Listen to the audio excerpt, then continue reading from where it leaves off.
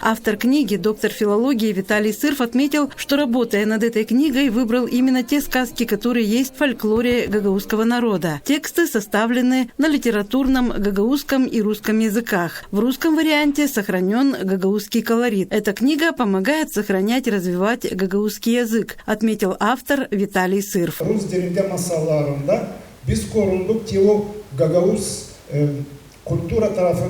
В сказках на русском языке мы сохранили некоторые гагаузские слова, которые издавна считаются исконно гагаузскими. Например, такие слова, как «пита», «софра», «пара» остались в переводах на русский язык. «Пита», «софра», «пара».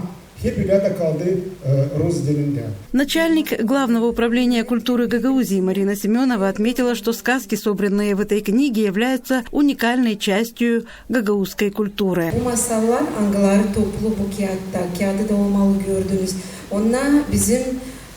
Гагаус халкын культураның ең güzel bir payıdır. Lazımlı bir payыdır. Нечнане бу масаллар. Сказки, которые собраны в книге, часть гагаузской культуры. Она необходима, так как эти сказки передавали из поколения в поколение. Наша цель, чтобы молодежь тоже рассказывала своим детям эти сказки. Такая возможность у нас есть. Мы издали эту красивую книгу. Yıllar boyu da hani öyle terbiye edilsinler. İleri doğru da anlatsınlar bu masalları.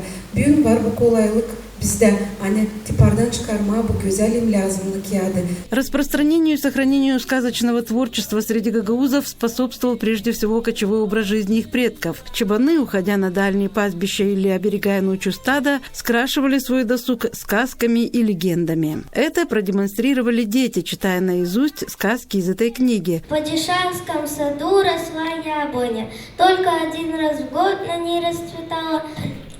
Росло только 3 яблока. Падишах еще ни один раз не попробовал его на вкус. Bir kız çingeneyka, bir kız da çırbacının kızı. Lafa durmuşlar, danışmışlar. Çocuk pek beğenmiş Ленкой. Ленка da beğenmiş çocuğu. Заместитель председателя исполкома Гагаузии Олеся Танасоглу отметила, что сказки – это отличная возможность окунуться в волшебный мир. Сегодня мы с вами счастливое поколение, потому что каждый из сидящих в зале, каждый из детей, которые будут расти в Гагаузии и сейчас растут, будет иметь книжку с гагаузскими сказками. Благодаря этим сказкам вы научитесь понимать, что добро всегда побеждает зло. В Гагаузии это золотое правило.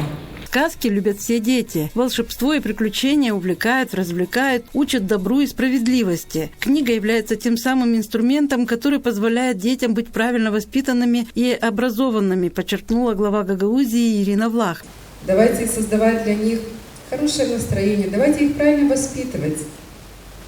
Учить их уважать старших, защищать младших, сеять доброту в сердца наших детей, учить их делать хорошие дела, учить их, быть хорошим примером для своих близких, родных и дорогих друзей. Во время презентации книги была представлена и театральная постановка по мотивам гагаузских сказок, которые вошли в сборник «Гагауз Юлю Масалларе».